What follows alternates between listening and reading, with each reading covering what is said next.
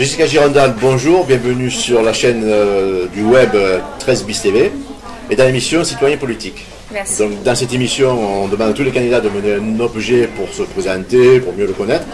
Donc voilà, est-ce que vous menez votre objet? Alors mon objet est un câble, parce que je suis quelqu'un de tout le temps connecté, que j'ai besoin de recharger mon téléphone et d'aller sur internet pour consulter les réseaux sociaux, les sites d'actualité. Et je trouve ça vraiment important que de nos jours on puisse être informé de tout ce qui se passe dans le monde, quel que soit le sujet, et qu'on puisse partager les combats, les luttes à travers la planète, et qu'on devienne ainsi plus empathique, parce qu'une société plus empathique est une meilleure société, je trouve. Voilà, alors est-ce que vous pourriez vous présenter, parce que vous êtes bien jeune, pour être en politique, ça interpelle un petit peu, alors comment vous en êtes arrivé là, et puis surtout votre parcours et votre présentation?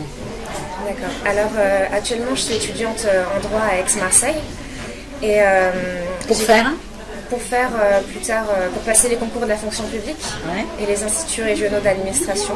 Voilà, pour le moment c'est plus ou moins le plan. Et j'ai commencé à militer à l'âge de 15 ans dans un syndicat lycéen de gauche, et c'était à l'époque où en fait la droite réduisait les moyens pour l'éducation nationale, et c'était quelque chose qui m'avait révoltée, parce que je trouvais que l'éducation est intrinsèquement un sujet d'égalité.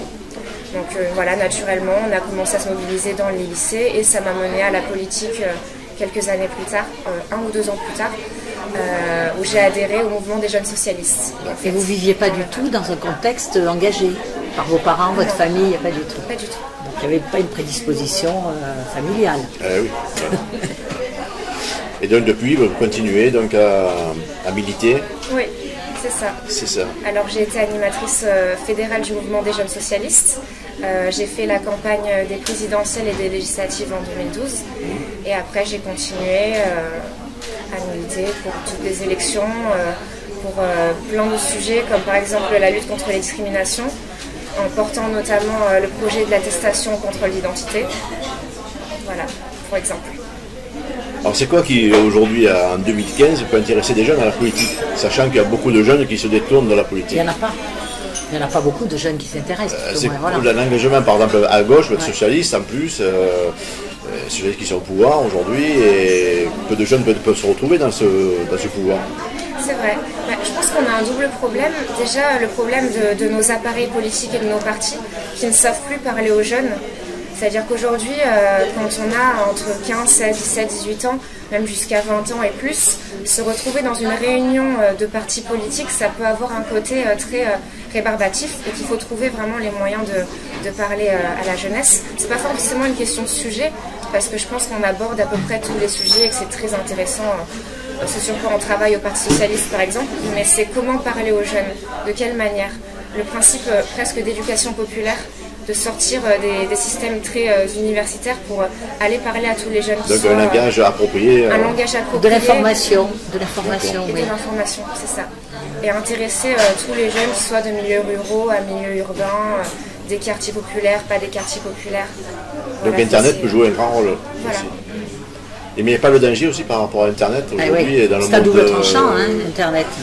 Voilà. On l'a vu ces derniers moments, avec les djihadistes et tout. Ouais. Donc ça peut être une fenêtre ouverte sur le monde, mais en même temps sur les côtés obscurs aussi.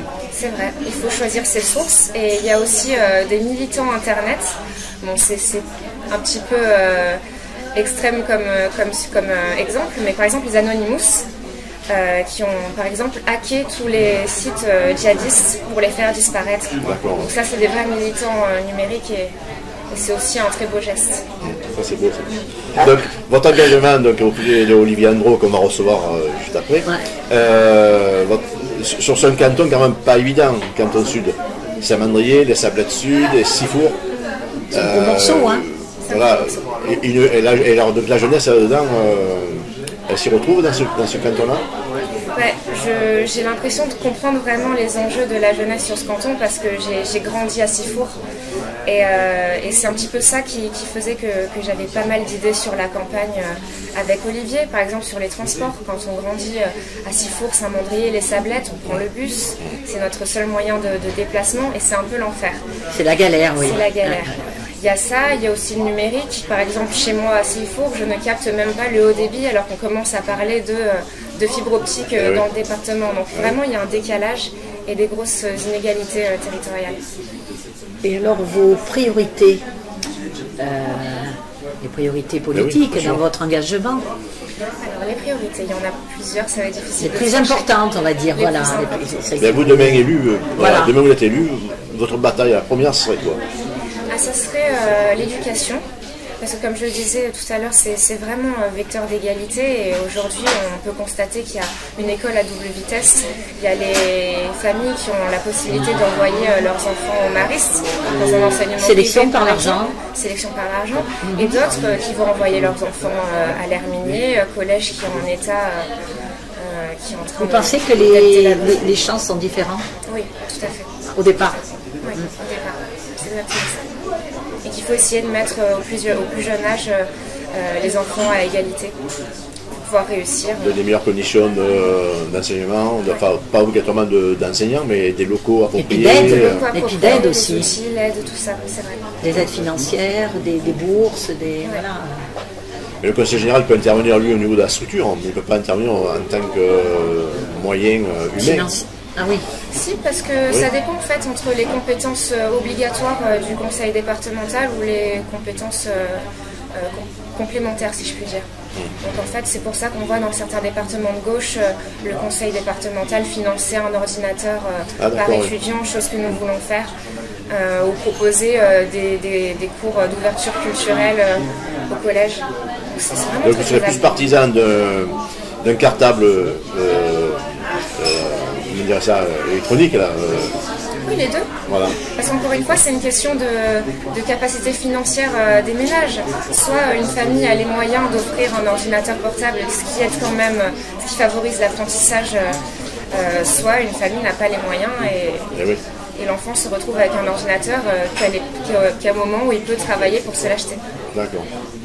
Donc vous axez beaucoup sur l'éducation, l'information et l'intéressement aux jeunes. Voilà. Mais pas que. Alors voilà, pas que. Mais...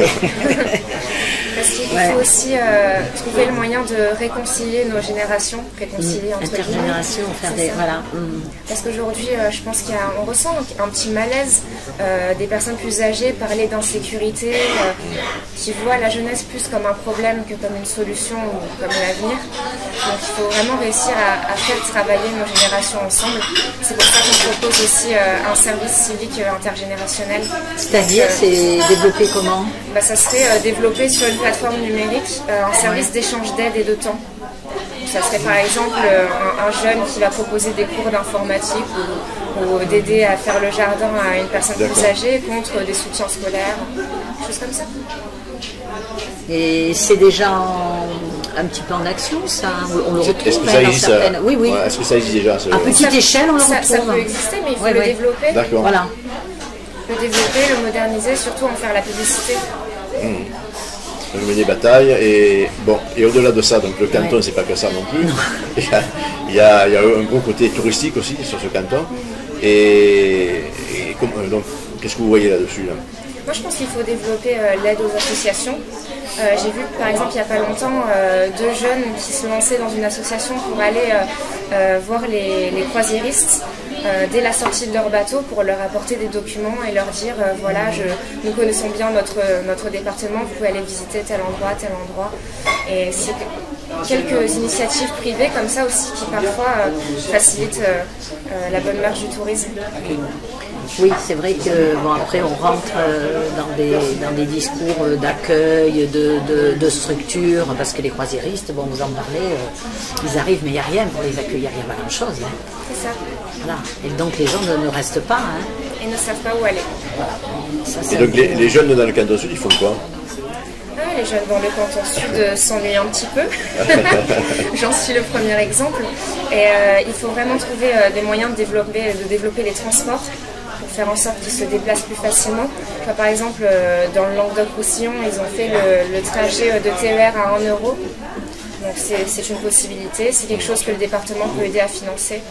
Et la mobilité est vraiment cruciale pour les jeunes, je pense. Oui, parce que le transport veut dire accès à beaucoup de choses, veut dire accès à la culture, aux loisirs, aux études. Surtout voilà, aux études, et oui, c'est un créneau qui vous tient à cœur. Oui.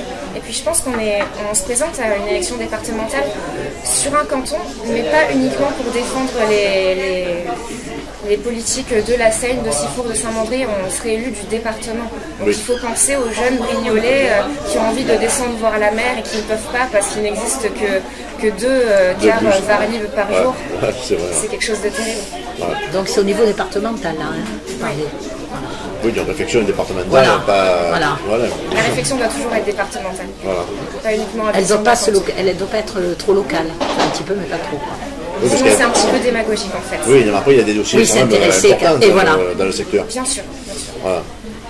Et comme pour la Seine, comme pour Sifour aussi, des dossiers sur la Seine, par exemple le port de Saint-Elme qui voudrait désenclaver là. Il était prévu une digue, il était prévu un canal, et apparemment rien ne s'y fait. Le candidat sortant n'a rien fait. Mais je me rends compte que c'était un dossier un petit peu plus compliqué parce qu'il y a certains biologistes et pêcheurs qui pensent qu'il ne faut pas... Pour la préservation Il faut préserver ce site. Ouais. Donc moi je vous avouerai ne pas m'être penchée plus que ça sur ce sujet, mais je préférerais parler à des professionnels qui justement pensent à la biodiversité avant tout. Côté pratique. Voilà, parce que après c'est la préservation de la faune marine, après il y a toutes les associations de défense du littoral, c'est compliqué. C'est sûr. C'est un petit peu, le projet peut paraître un petit peu compliqué. Alors sur les grandes lignes du projet, qu'est-ce qu'il y a encore qui vous tient à cœur? Alors sur les grandes lignes, on a parlé de transport, des numériques, il y a aussi la culture.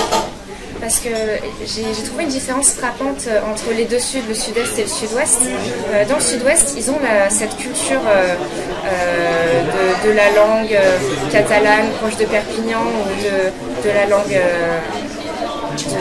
de la langue du sud. Et nous, on a un petit peu abandonné ce côté provençal qui me tient à cœur.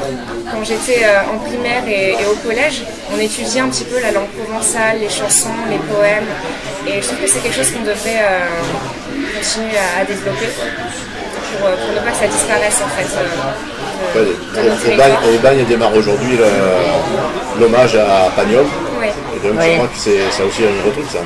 C'est ça, et il faut réussir à intéresser les jeunes à la culture provençale. Et après, de manière plus large, faire en sorte que les collégiens aient plus accès aux bibliothèques, à l'achat de livres par peut-être des chèques ciné-lecture comme il se fait à la région, qui puissent avoir accès aussi à d'autres formes de culture comme les concerts, le cinéma, le théâtre, aussi pourquoi pas penser aux opéras, parce qu'encore une fois il y a une espèce de fracture entre les familles suivant les moyens. Il y a ceux dont les parents les amènent dans d'autres villes, dans des musées. Oui, après, oui. Il y a le contexte du milieu familial aussi. Voilà. Il y a toujours à la base le contexte. Voilà. Et la culture, c'est encore un vecteur d'égalité, donc ça me tient à cœur. Parce que même s'il y a les moyens, est-ce que les jeunes vont s'intéresser au théâtre, à l'opéra C'est pour ça que ça peut faire partie de sorties scolaires, accompagné d'un professeur qui expliquera pourquoi c'est important, pourquoi il faut s'intéresser, pourquoi des fois il faut se forcer à regarder une œuvre dont on ne voit pas forcément l'utilité, mais pourquoi il faut s'ouvrir au monde. Mais à ce moment-là, c'est des projets en collaboration avec l'éducation nationale. Tout à fait. Donc vous parlez, parce que seul, on ne peut pas le faire. On ne peut pas le faire. Voilà. D'accord. Voilà, donc dans cette question, vous êtes socialiste, engagé Parti socialiste, sachant que le Parti socialiste, au niveau du pouvoir, apparemment les Français ne sont pas tout à fait les Français de gauche, particulièrement. Et vous êtes socialiste, c'est pas un handicap? Alors, un handicap, non. C'est vrai qu'il y a plusieurs réactions face à la politique gouvernementale. Il y a une partie de la France à gauche à qui cette politique convient, et une autre partie qui se sent un peu révoltée face aux attentes qu'on avait en 2012, et notamment le discours du Bourget qui était très axé sur la justice sociale, sur la lutte contre la finance, tout ça. Donc moi, je suis d'un courant à gauche de la gauche au Parti socialiste. Mais je considère que les débats, on doit les avoir en interne. Et dire ce qu'on a à dire suivant comment dire, les sujets, qu'ils soient économiques ou sociaux. Mais je revendique le fait d'être socialiste. D'ailleurs, nous avons le logo sur le tract. Et si nous devons avoir des débats, on les aura en congrès en juin prochain. Donc vous êtes quand même des frondeurs par rapport à la politique nationale. Oui, je me rapproche plus de leur idéologie, c'est vrai. D'accord. Alors, quelle est la question que vous auriez aimé qu'on vous pose et à laquelle vous auriez répondu, certainement? J'aurais peut-être un de mes sujets militants préférés qu'on n'a pas pu aborder, mais c'est l'égalité femmes-hommes. Ah oui. Ah oui. Parce que la parité, c'est quelque chose de nouveau pour cette élection, qui fera qu'une assemblée majoritairement blanche, masculine et à plus de 50 ans deviendra à 50% féminine.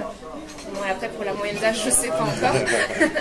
Mais c'est quelque chose de très important parce qu'on parlait de la place des jeunes en politique, mais il y a une bataille qui a commencé à porter ses fruits, mais c'est pas encore ça. C'est la place des femmes en politique, qui ont souvent plus de problèmes à se faire un nom par rapport aux hommes. Oui, à l'Assemblée, je ne sais plus à l'Assemblée. Il y en a remarqué que c'est une grande réforme. Par exemple, dans les conseils municipaux, c'est Jospin qui l'avait mis en place. C'est toujours la gauche. C'est toujours la gauche qui met en place ce genre de parité. C'est vrai que c'est... Même au niveau des salaires, après, c'est... Ouais. Il y a toujours une égalité à même niveau à poste égal. À poste égal. À poste égal. Voilà, ouais. Toujours. Dans cette campagne, donc, vous êtes une des plus jeunes candidates par votre âge. Est-ce que c'est crédible? Voilà. Mais est-ce que ça entraîne d'autres jeunes autour de vous à mener campagne, à être intéressés par votre discours? Alors c'est un petit peu particulier parce que dans mon entourage, en fait, tous mes amis sont politisés et tous mes amis sont de gauche. Donc c'est bien. Et presque tous mes amis sont d'ailleurs adhérents au Parti Socialiste.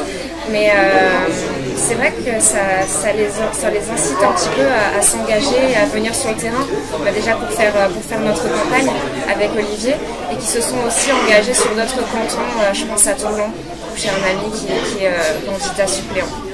D'accord. Voilà, c'est pas difficile des fois au point de vue crédibilité d'arriver à se faire reconnaître, entendre. Toujours. L'âge. Et oui, c'est ça. Sur le terrain quand on milite, ou même au sein de nos propres partis, on a toujours tendance à entendre ce discours.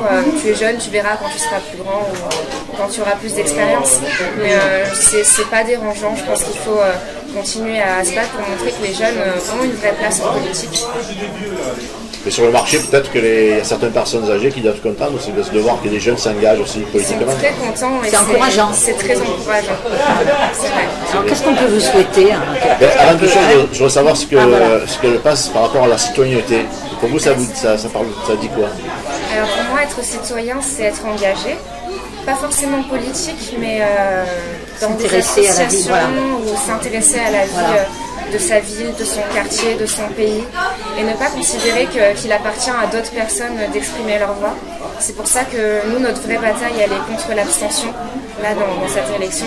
Parce qu'on peut être déçu, on peut ne plus croire en rien, ça arrive, mais il ne faut pas laisser la possibilité à d'autres personnes de décider pour soi.